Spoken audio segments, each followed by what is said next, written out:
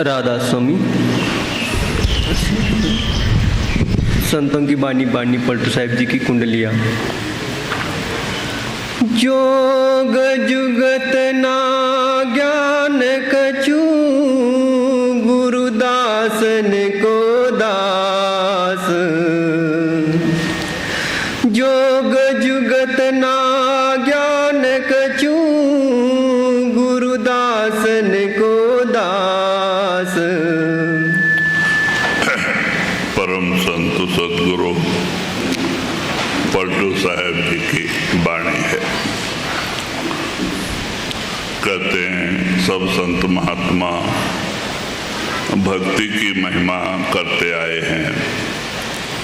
संत मत सिद्धांत भक्ति का रास्ता है। इसमें योग, वैराग्य, जप तप और प्राणायाम इन सब चीज की जरूरत नहीं है। संत जो हमें उपदेश देते हैं वो सुरत शब्द उपदेश, सुर शब्द योग, सुरत को शब्द से जोड़ना। वो नामदान के समय हमारे दोनों आंखों के बीच में यहाँ आत्मा भी है, शब्द भी है। वो शब्द सतलोक सचखंड से आके यहाँ टिका हुआ है, जो 2400 घंटे धुनकार दे रहा है। लेकिन हमारा मन बाहर मुख होने से वो हमें सुनाई नहीं देता है।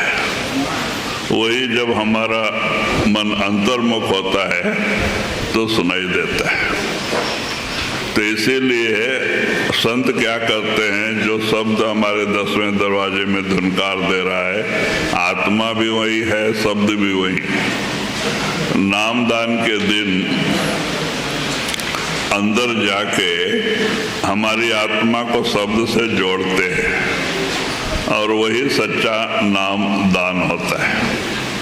वो शब्द से जोड़ने से ही वो शब्द ही हमारी रक्षा करता है। वो शब्द सृष्टि का सृजनहार है, जिसने ये सब दुनिया बनाई है। और वही शब्द सतलोक सचखंड से आके हमारे दोनों आंखों के बीच में तीसरे तिल में टिका हुआ है, 2400 घंटे धुनकार दे रहा है। तो कहते हैं उस हमारी आत्मा को संत शब्द से जोड़ते हैं और उस शब्द को शुद्ध प्रकट करने का तरीका, साधन बताते हैं। जैसे दुनिया का सुमरन, दुनिया का ध्यान करके हमारा मन बाहर मुख हुआ है, अब उस प्रभु नाम का सुमरन, सदगुरु का ध्यान करके उसको अंतर्मुख लाना है। ये प्रक्रिया थोड़ा देर होती है, क्योंकि हम पहले भी बता चुके हैं, आंखों के नीचे और पैरों के तलों, हाथों के उंगली से हमारी रूह जो सिमटा करती है, इसको पिपल का मार्ग कहते हैं, चींटी का मार्ग। पिपल का कहते हैं चींटी को। बहुत स्लो होता है। जब हमारा दोनों आंखों के बीच में मन स्थिर हो गया, सुमरन अच्छा चल रहा है, तो थोड़ा सा चढ़ाई होने लगती है। हाथ पैर जुम जुम करके दोनों चारों सुन्न होना चाहिए भजन में। कोई एक पैर सुन्न हो जाए, कोई एक हाथ सुन्न हो जाए तो वो चढ़ाई नहीं होती। चढ़ाई का मतलब है कि दोनों पैर, दोनों हाथ चारों सुन्न होना चाहिए। एक ही टाइम में हाथ और पैर से रूह ऊपर चढ़ाई करते हैं, तब ये सुन्न होते जाते हैं।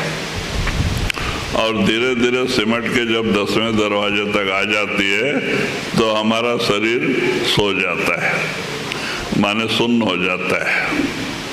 तब हमारी तीसरी आंख खुलती है।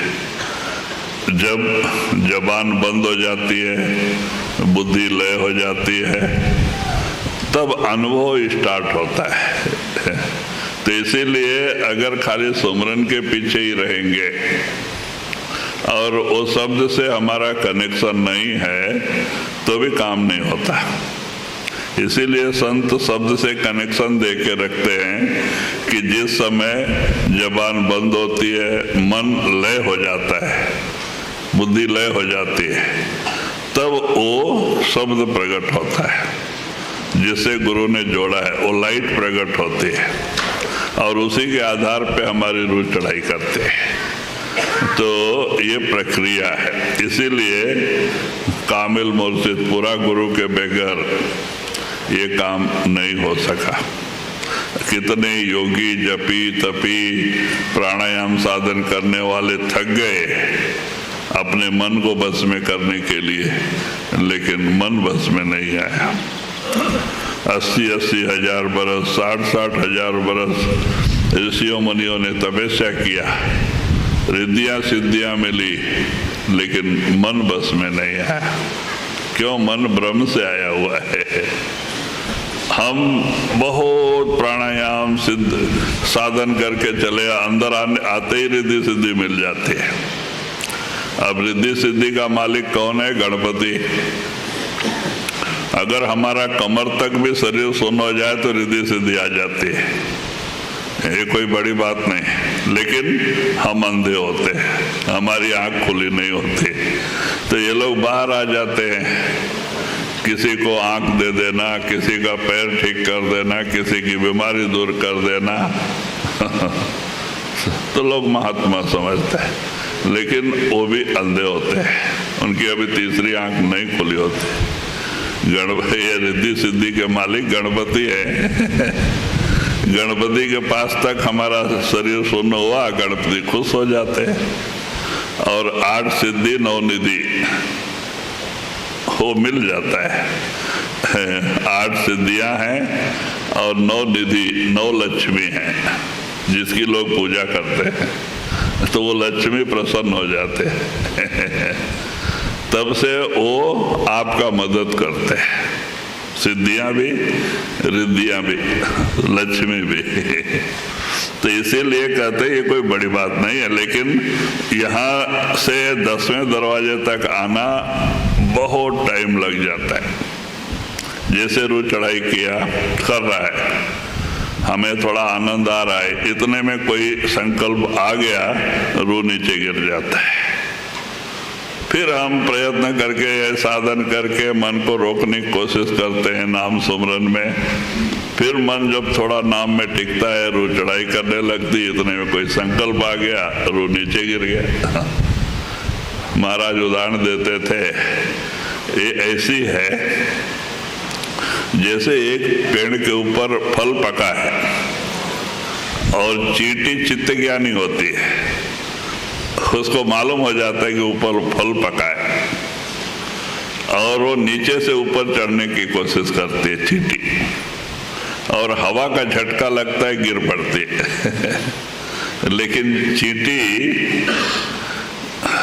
बहुत हठी हो, विश्वास होता है उसको, फिर चढ़ाई करती है, फिर गिर पड़ती है, सारा दिन भी लग जाए लेकिन छोड़ती नहीं और कैसे कैसे भी ऊपर चढ़ाई करके जाके उस फल के पास पहुंच जाती है।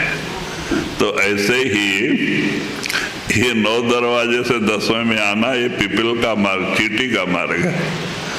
बहुत लंबा समय चला जाता है, किसी को 10-10 साल लग जाते हैं हम लोग सोचते हैं कि हम अभी नाम लेके 5 साल 7 साल हो गया, अभी कुछ अनुभव नहीं, कुछ दिखता नहीं, भाई कैसे दिखेगा आप लगन लगाओ सदगुरु का, रात दिन उसकी याद में रहो, तब तो चढ़ाई होगी हम तो दुनिया की याद में रहते हैं रात दिन जप जो है दुनिया का सुमरन करते हैं, और हम आधा घंटा आंख बंद करके घंटा बैठते हैं, उससे क्या होता है? पासंग का भी नहीं होता है अंदर जाना तो बड़ी दूर की बात है तो इसके लिए गुरुमुखों ने रात रात भर जागा, रोए सदगुरु को अंदर प्रकट करने के लिए, तब जाके कुछ बरस में सफलता मिली है। किसी को भजन के बगैर सफलता नहीं मिली है। जितने भी संत महात्मा हो गए उन्होंने कमाई किया है। मांगने से दया नहीं मिलती है, भजन करने से दया मिलती है।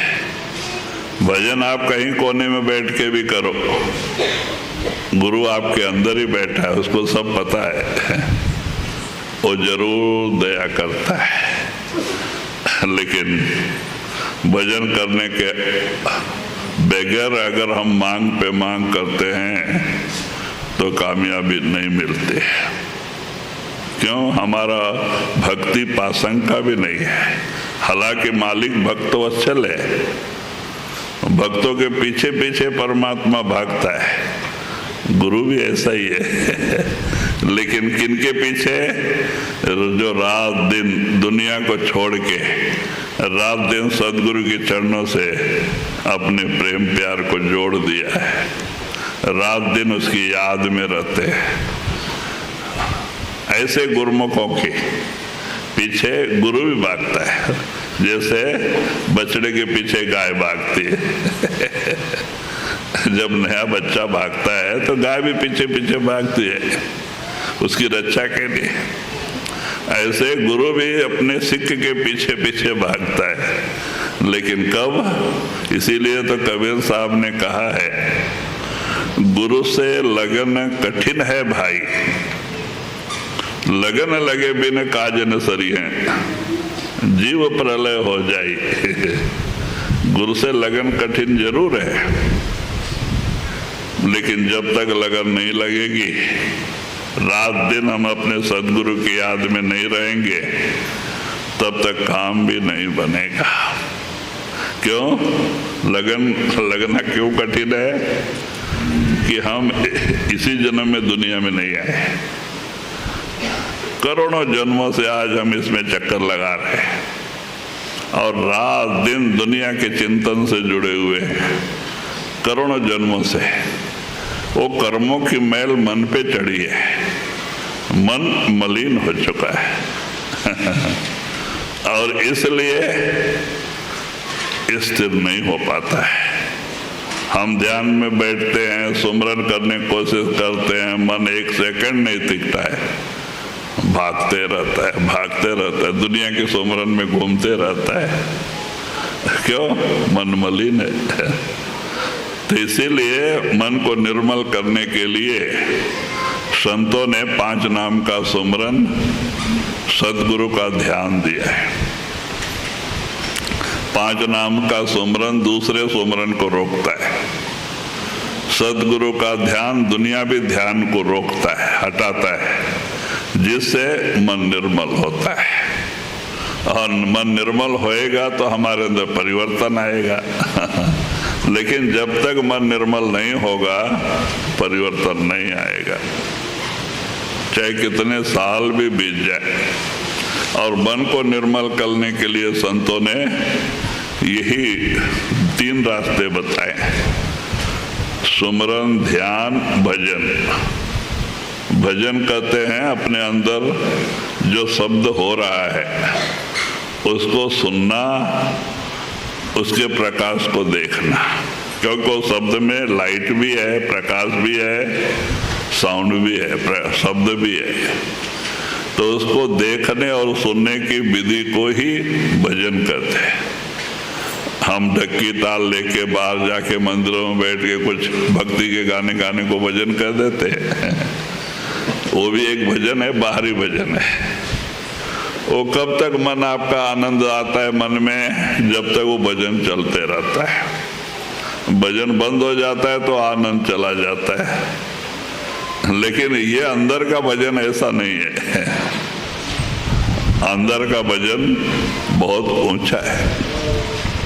अगर थोड़ा भी हमारी रूह शब्द से जुड़ गई, थोड़ा अंदर का आनंद मिल गया, एक जन्म नहीं, करोड़ों जन्मों के पाप दग्ध हो जाते हैं। वो ऐसा निर्मल है। तो उसमें और ये बाहरी भजन में बहुत फर्क है। लेकिन लोग भूल जाते हैं।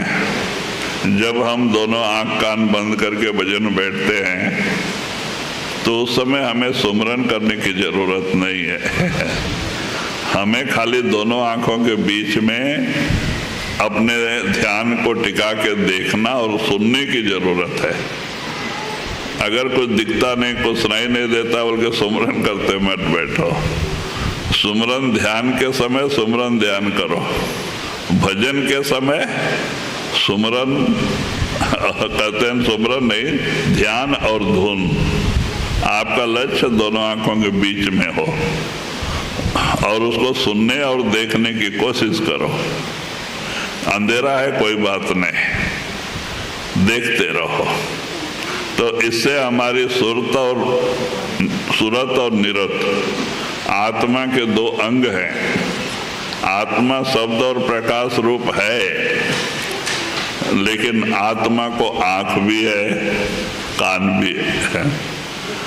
आत्मा को दिखाई भी देता है, सुनाई देता है। तो देखने वाली ताकत को निरत कहते हैं, सुनने वाली ताकत को सुरत कहते हैं। तो जब हम आंख कान बंद करके अपने ध्यान ऊपर चढ़ा के देखने सुनने की कोशिश करते हैं, तो आत्मा के दो अंग हैं, वो भी अज्ञान रूपी अवस्था में पड़ी हैं। वो जागृत होती है, धीरे धीरे धीरे जागृत होती है, और वो जागृत होगी तो ही हमारा रूहानी सफर स्टार्ट होगा। इसीलिए भले 10 मिनट करो लेकिन भजन में भी बैठो। हाँ, तो इसीलिए संतों ने हमारे मन को निर्मल करने के लिए ये 3 साधन कलयुग में अपनाए हैं। सुमरन, सद्गुरु का ध्यान और भजन। इसके अलावा कुछ नहीं करने का। आचार विचार व्यवहार सब झूठे हैं। आपको अपने मन को निर्मल करना है, मन को बैरागी बनाना है। शरीर को बैरागी बनाने से फायदा नहीं है। हम तो शरीर को बैरागी बना लेते हैं, रुद्राक्ष पीला कपड़ा पहन लेते हैं, जंगल पहाड़ों में जाके या मंदिरों में रहते हैं, लेकिन मन को परिवर्तन नहीं करते। कहते जो दोष है मन के अंदर है, शरीर पे नहीं है बेचारा। महाराज एक कहानी बताते थे। एक बुढ़ी थी, उसने अपने अकेली थी बेचारी, मजदूरी करती थी, तो उसने एक बकरा और एक बंदर पाला था, और उसके घर के बीच में दरवाजा, दोनों तरफ खिड़की थी, छोटा सा मकान। तो जब वो मजदूर पे जाती थी सवेरे, तो एक तरफ बंदर और एक तरफ बकरे को अंदर बांध के जाती, ताला मार के, नहीं तो बच्चे लोग मस्ती करेंगे, छोड़ देंगे। उसको उनसे बड़ा प्रेम था। तो इसी तरह से चल रहा था। एक बार जैसे त्योहार आ गया, अब त्योहार में लोग कुछ मीठा उठा बनाते हैं, तो उत्तर भारत में पूरी भाजी खीर तो बुढ़ी ने तीनों बनाया, पूरी बनाई, भाजी बनाई, खीर भी बनाया, और सोचा इसके साथ थोड़ा दही रहेगा तो और भी अच्छा हो जाए, टेस्ट आएगा। अब दही के लिए बेचारी को दुकान में जाना पड़ा। तब उसने क्या किया, अंदर में ही एक तरफ बकरे को एक तरफ बंदर को बांध दिया, बाहर से ताला लगा के चली गई, और दोनों खिड़की खुला था। अब बंदर को तो पूरी का बास आ रहा था, खीर का बास आ रहा था। बंदर पहले ही चंचल होते हैं। अब वो इधर उधर छटपटा के अपना हाथों से अपना सरपणी निकाल दिया और गया। जितना चाहे उतना पूरी जल्दी जल्दी खाया, खीर नीचे गिरा दिया, थोड़ा पिया क्योंकि गरम गरम था ना, ठंडा करके पिए और फिर पूरी खीर जितना चाहिए उतना पिया। बेचारे का छोटा सा पेट कितना खाएगा, उसने 2 टाइम का ही बनाया, तो वो भी अकेली है। तो बाद में वो देखा ये बकरा भी उपवास है बेचारा, तो उसकी रस्सी छोड़ दिया, बकरे के गले की रस्सी छोड़ दिया और आप कैसा कैसा करके अपना सरपणी अपने गले में डाल लिया और उछल के खिड़की पे बैठ गया। अब ये जो कुछ बचा हुआ था बकरे ने सट कर दिया। सब बर्तन इधर उधर बिखर गए। अब बुढ़ी बेचारी दही लेके आई। अब जही दरवाजा खोल के अंदर जा रही है तो बर्तन सब बिखरा हुआ गिरा हुआ और बकरा अंदर घूम रहा है।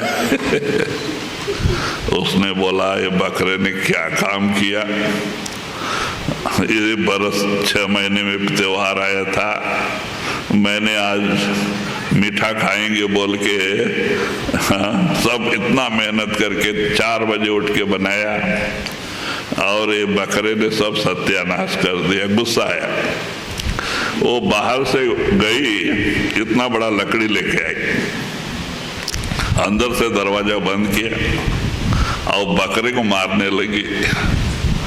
अब बकरा मैं करे भागे। क्या करे बेचारा, दरवाजा बंद है, मैं करे भागे, चिल्लाए भागे। अब ये बंदर आराम से हंस रहा है, उसको मार पड़ रही, ये हंस रहा है ऊपर बैठ के। इतने में वो बगल वाली माई, वो खिड़की खुला रहने से उसने यह सब तमाशा बंदर का देखा था।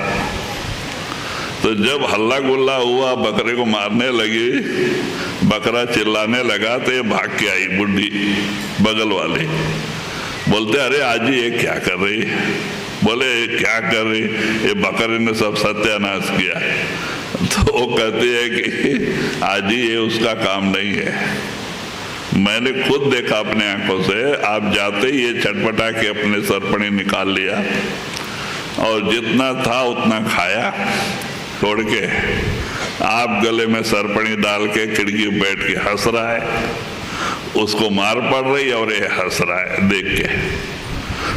तब जाके बुढ़ी को पता लगा ये सब काम बंदर का है। तो सावन सिंह महाराज ये कहानी बताते थे उदाहरण देने के लिए कि यही हाल हमारे मन की है। जो कुछ दोष है, जो कुछ कर्म कराता है, मन कराता है। मार किसको पड़ती है? शरीर को। पुलिस पकड़ के ले जाके किसको मारते हैं? शरीर को दंड देते हैं। ये बकरा है बेचारा। और मन बंदर है, करता करवाता सब मन है। मार शरीर को मिलता है, बकरे को मिलता है। ऐसी ये कहानी है। क्योंकि जो भी दोष है मन में है। इसीलिए कबीर साहब ने भी कहा ना, मन ना रंगवाए जोगी, रंगाए जोगी कपड़ा।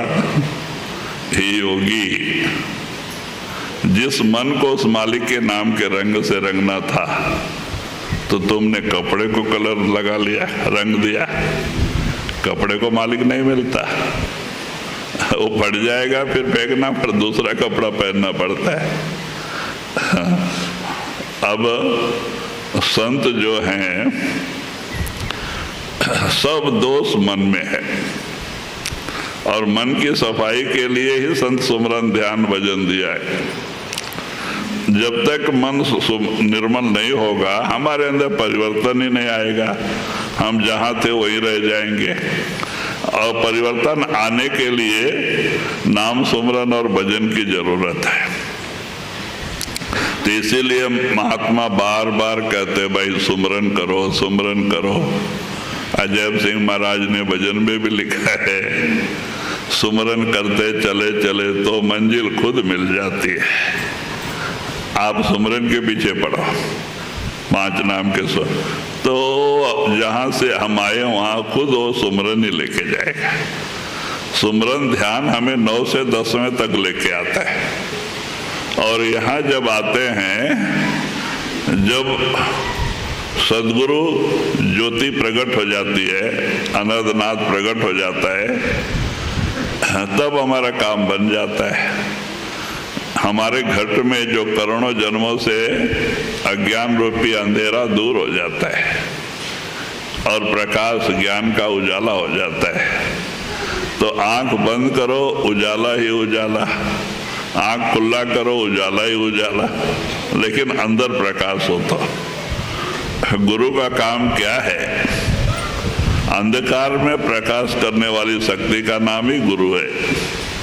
गुरु अंधेरे में प्रकाश करने वाली शक्ति है। तो कहते हैं कब जब हम गुरु का भजन करेंगे, उनके हुक्म को मानेंगे, अंदर जाएंगे, तो हमारे अंदर वो शब्द और ज्योति प्रकट हो जाएगी और गुरु भी प्रकट हो जाएगा। वो गुरु एक सेकंड भी हमारा साथ नहीं छोड़ेगा। आप अमेरिका जाओ, गुरु साथ है, आप जंगल पहाड़ में जाओ, गुरु साथ है, लेकिन एक बार गुरु अंदर प्रकट होना जरूरी है।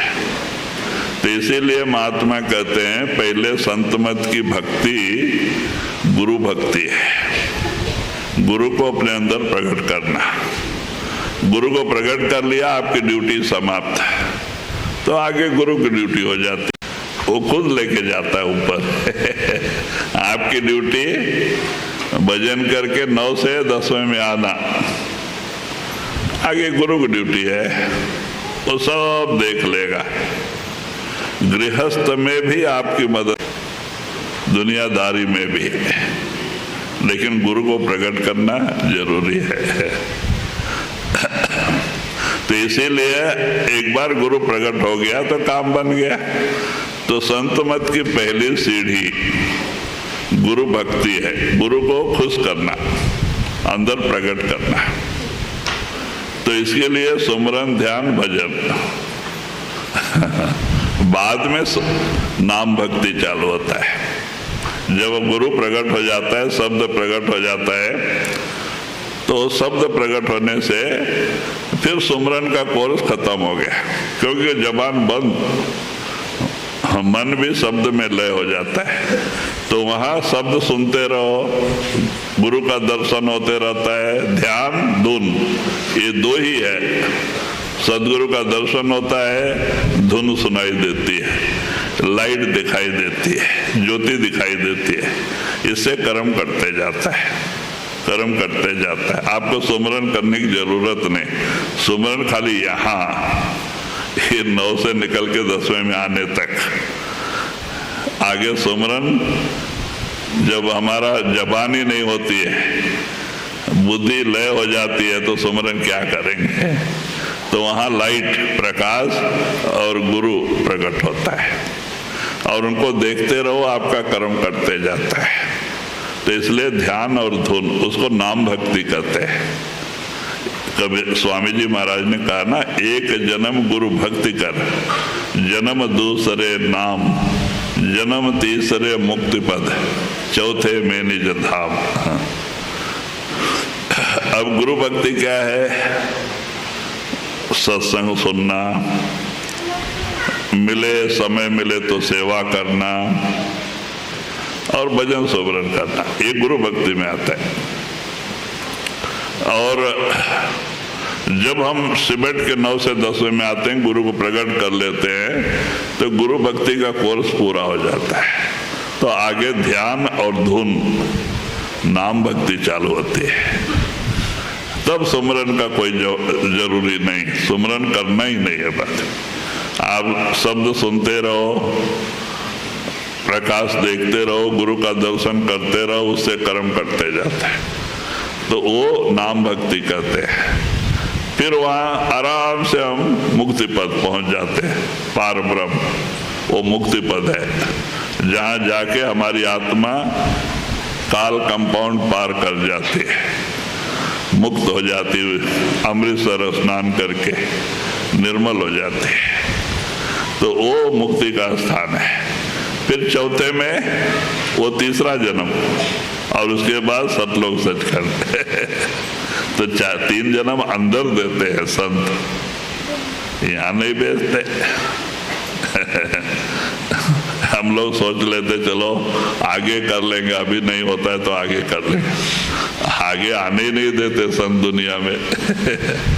आपको दर्शन देके ऊपर ही लेके जाते हैं, सहस्त्र दल कमल में रखते हैं। वो दूसरा जन्म, वहाँ नाम भक्ति करवाते हैं। फिर आगे मुक्ति पद में रखते हैं, वो तीसरा जन्म, वहाँ शरीर नहीं है, यहाँ तो शरीर है। फिर जब वहाँ से फिर सतलोक सचखंड लेके जाते हैं। तो इस तरह से आपको बीच बीच में भजन करना ही पड़ता है। भजन बोला तो शब्द सुनते हुए जाता है, उससे कर्म करते जाता है, बहुत स्पीड में कर्म करता है शब्द सुनने से। तो ये सब तरीके। अभी तो हमें गुरु भक्ति, गुरु को अंदर प्रसन्न कर माने प्रकट करना। हाँ, तो इसीलिए स्वामी जी महाराज ने इशारा भी दिया है, गुरु भक्ति बिन शब्द में पचते सो भी जन मूर्ख जान। जो गुरु भक्ति, गुरु को अंदर प्रकट किए हुए शब्द के पीछे पड़ते हैं, वो मूर्ख है। शब्द खुलेगा गुरु मेहर से, सुरत को खींचे गुरु बलवान। शब्द गुरु के कृपा से खुलता है। तुम लाख प्रयत्न करो, कामयाबी नहीं मिलती। तो इसीलिए पहले गुरु को प्रसन्न करो, गुरु को अंदर प्रकट करो, तब जाके आगे आपका कपाट खुलेगा, आपकी रूह आगे चढ़ाई करेगी। हम गुरु को बगैर लिए हुए आगे नहीं जा सकते। बाहर भी गुरु की जरूरत है, अंदर में भी गुरु की जरूरत है। कदम कदम पे काल और माया के धोखे हैं, और वो सदगुरु ही हमें संभाल करता है। तो गुरु की हर जगह जरूरत है। तो इसीलिए गुरु को प्रकट करने के लिए उनका हुक्म का पालन करना, भजन सुमरन ज्यादा से ज्यादा करना, जिससे गुरु खुश होता है। जो है साधन करना माने प्रयत्न करना अपना काम है, दया करना उनका काम है।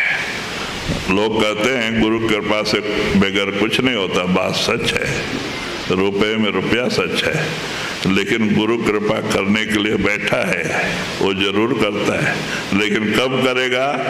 रात दिन लगन लगाएंगे तब। आप भी सच्चे भगत बनो।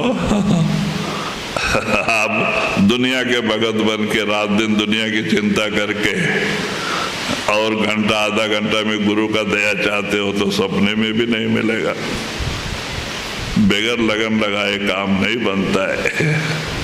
संतों ने सब कुछ त्याग किया अपने गुरु को पाने के लिए। सब इसलिए गुरु जब आ जाता है उनको सब कुछ मिल जाता है, वो अपनी सारी बरकत लेके अंदर बैठ जाता है, तब उनको कोई कमी नहीं। तो इसीलिए लोग गुरु का गुण गाते हैं। सब संत अपने गुरु का गुण गाते हैं, अपना नहीं, क्योंकि जो गुरु ने कृपा किया है वो बयान से परे है। इसीलिए कबीर साहब ने भी कहा है, सब धरती कागज करो, सारे दुनिया का पृथ्वी का 7 जो 9 खंड पृथ्वी है उसका पेपर बना के, 7 समुंदर की मसी बना के, जितने भी पेड़ पौधे दुनिया में है सबका लेखनी बना के, हवा के वेग से भी लिखा जाए तो भी गुरु की महिमा का बयान नहीं किया जा सकता। कबीर साहब ने खुद कहा है, जो सत्पुरुष हैं। तुलसी साहब ने भी लिखा है, तुलसी कहें संत हम चिन्हा, दोनों हाथ कान पर दिना। कहते हैं, तुलसी साहब कहते हैं, कोई कहता है मैंने संतों को पहचान लिया तो मैं सुनने के लिए तैयार नहीं। क्योंकि जब तक वो अपनी परख आप नहीं दे, वो सुजाखा हैं, हम अंधे हैं। सुजाखा को अंधा कैसे पकड़ सकता है? जब तक वो अपनी उंगली आप नहीं पकड़ाए। तो इसीलिए ये बहुत गूढ़ रहस्य है। हमें गुरु की कृपा को पाने के लिए उनका हुक्म का पालन करना बहुत जरूरी है। और उनका हुक्म क्या है? 2.5 घंटे रोज भजन करो। किसके लिए 2.5 घंटा कहा है? दुनियादारों के लिए, जो गृहस्थ आश्रम में रहते हैं। और जो साधु जीवन जीना चाहते हैं उनके लिए 6 घंटा बैठना चाहिए क्योंकि दूसरे के आधार पे होते हैं बैठे, तो जिसका खाते हैं उसको भी देना पड़ता है उसका आप भजन सुमरन करोगे तो कुछ जाएगा, बेचारे का भला होगा। आप नहीं करोगे तो कर्म आपके ऊपर आएगा, फिर उसको भी भोगना पड़ेगा तो कहते हैं इसलिए भजन करो। और संत कहते हैं मेहनत की कमाई करके खाके दूसरे को खिला के भजन करो। मांगन मरण समान है, मत मांगो कोई भीख, मांगन ते मरना भला सदगुरु की यह सीख। मांगना और मरना दोनों समान है। आप संतों का जीवन चरित्र पढ़ के देखो, इतने ऊंचे महात्मा होके भी खेती किया, नौकरी किया, अपने आधार के लिए कुछ न कुछ काम करके ही उन्होंने सत्संग चलाया जब सोमनाथ महाराज 25 साल प्राणायाम साधन करते घूमे थे, नाथ पंथ में योगी थे, रिद्धि सिद्धि थी, लेकिन शांति नहीं, मन बस में नहीं। तो बाद में कहीं अच्छा गुरु मिलेगा बोल के उत्तर भारत पूरा शोधन किया, सब जगह ऐसे रिद्धि सिद्धि वाले मिलते थे। तो महाराज के मन में आता है इससे ज्यादा तो मेरे पास ही है।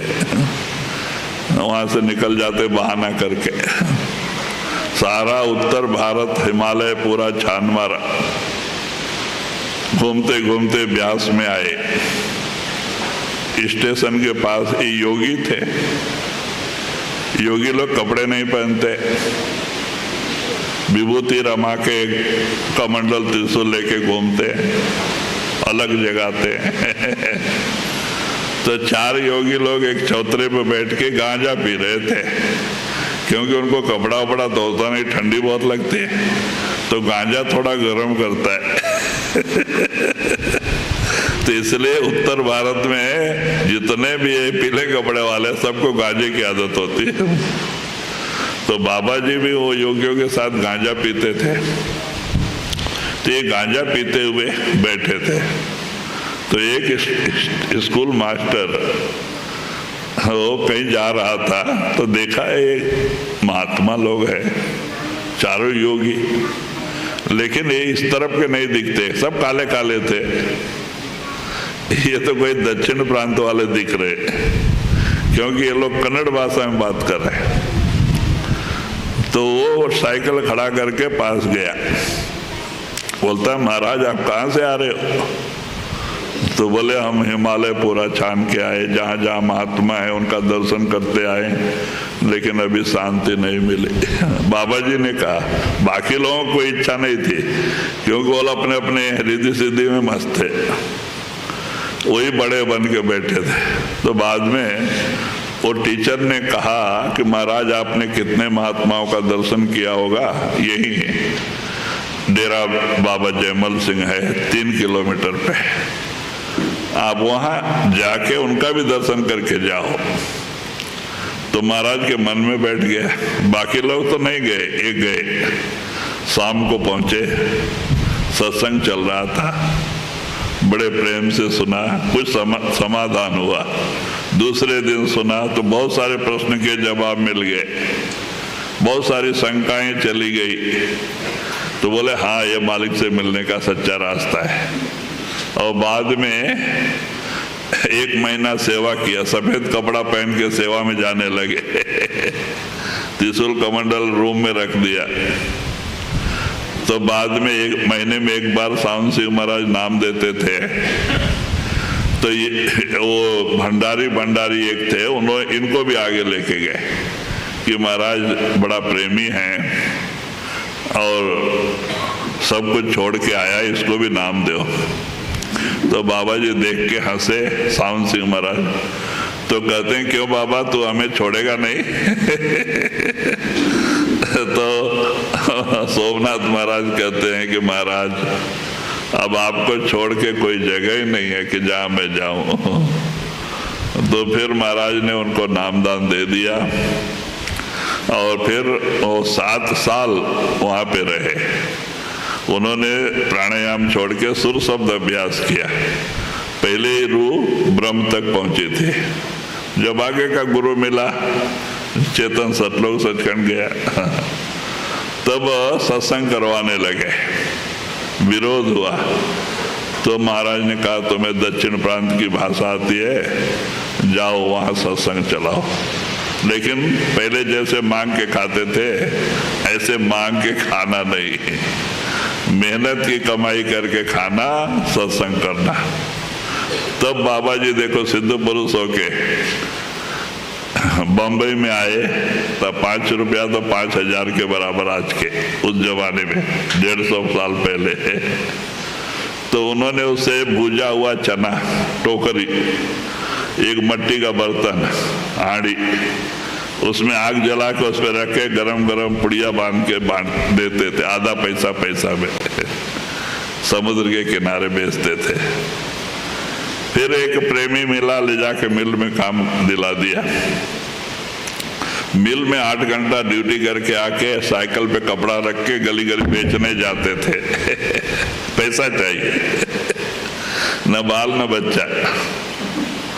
देखो बाद में इस तरह कुछ साल पैसा जमा करके उन्होंने नौकरी छोड़ दिया और एक छोटा सा दुकान लिया वर्ली नाका पे।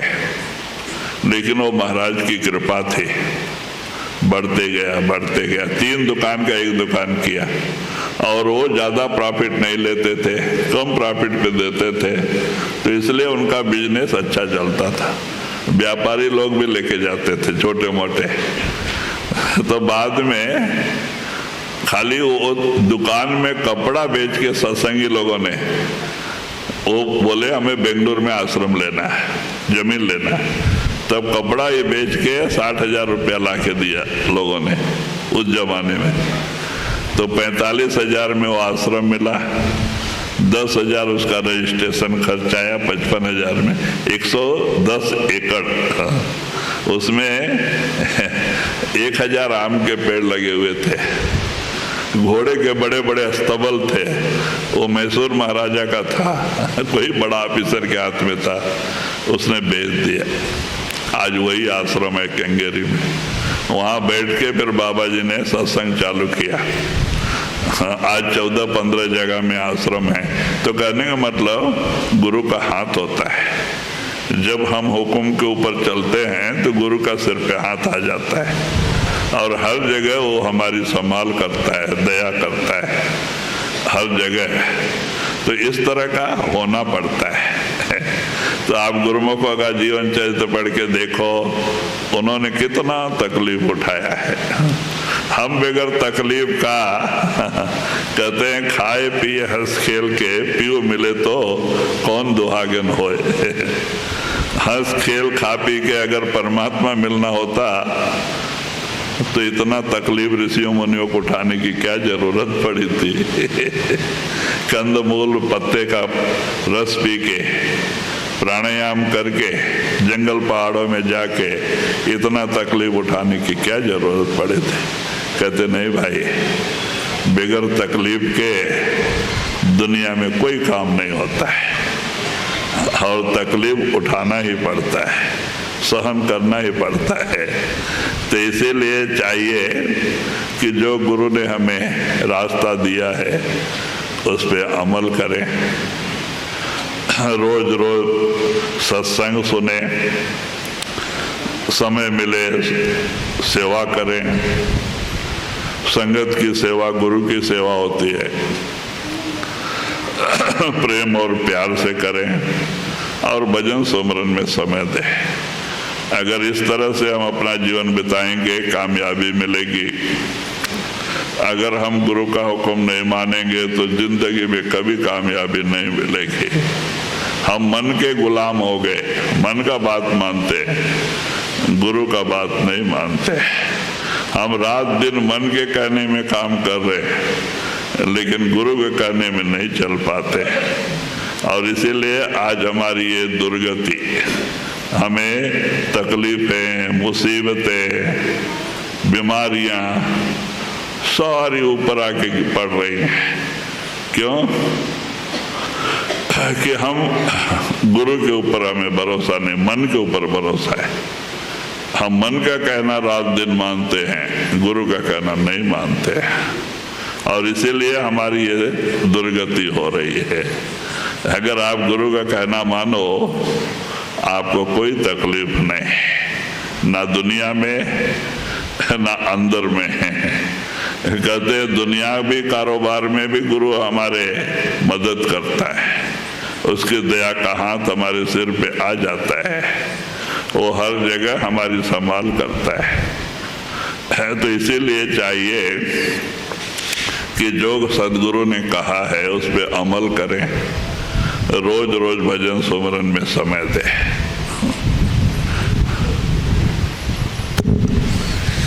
गुरुदासन को दास संतन ने कीनी दाया, गुरुदासन को दास संतन ने कीनी दाया, सहज बात कुछ गहीनी चुड़ाइन हर की माया। पूरा ले लो। तिनकी तिनक का कटाक्ष भक्ति भूत जल उर जागी, तिनकी तनिक कटाक्ष भक्ति भूतल उर जागी, स्वस्था मन में आई जगत की ब्रह्मणा भागी, भक्ति अभय पद दीन सनातन मार्ग वाकी, भक्ति अभय पद दीन सनातन मार्ग वाकी, अबिरल ओंकार नाम लगे नाक बही टाकी, पलटू ज्ञानन ध्यान तप महापुरुष की आस, पलटू ज्ञानन ध्यान तप महापुरुष के आस, जोग जुगत ना ज्ञान कछु गुरुदासन को दास। तो वही लास्ट में कहते हैं भाई, जोग जुगत और ध्यान भी नहीं और हम दास बनना चाहते हैं, तो हम कैसे दास बनेंगे? हाँ? तो कहते हैं गुरुमुखों को दास बनने के लिए बहुत बड़ा त्याग करना पड़ता है। दुनिया से अपने मन को तोड़ना, सदगुरु के चरणों से जोड़ना। क्यों? दुनिया झूठी है, नासवान है। कितने जन्म हमने दुनिया को दिया, अगर एक जन्म सदगुरु को दे दें, कितने सिर हमने माया को दिया, अगर एक सिर गुरु को दे दें तो बेड़ा पार हो जाए, इसी जन्म में सतलोक सचखंड पहुंच जाए। तो इसीलिए आप कहते हैं कि योग युगत साधन नहीं, और बनना चाहते हैं दास, तो दास कैसे बन सकते हैं जबकि न गुरु का हुक्म मानते हैं, न उनका बताया हुआ साधन करते हैं। हम कभी किसी ने 2.5-3 घंटे की बैठक बनाया, अगर गुरु से प्रेम होता तो 2.5 घंटा नहीं 3 घंटा बैठता था। क्योंकि भजन को हम बोझा समझते हैं, एक ड्यूटी समझ के करते हैं, ड्यूटी नहीं, ये अपना सच्चा काम है। जिस काम के लिए परमात्मा ने सुंदर समय दिया है, ये ना करके बाकी करके कोई फायदा नहीं। बाकी सब दुनिया के सामान, दुनिया का मोह, दुनिया का आशा दुनिया में लेके आएगी। नाम की आशा, गुरु का प्रेम, ये उस मालिक से मिलाएगा। इसीलिए चाहिए कि जो सदगुरु ने कहा उस पर अमल करें, भजन सुमरन करें। जी वही पलटू ज्ञान ध्यान महापुरुष के आस, पलटू ज्ञान न ध्यान, तप महापुरुष के आस, जोग जुगत नान्यान ज्ञान कछु, गुरुदास निको दास। राधा।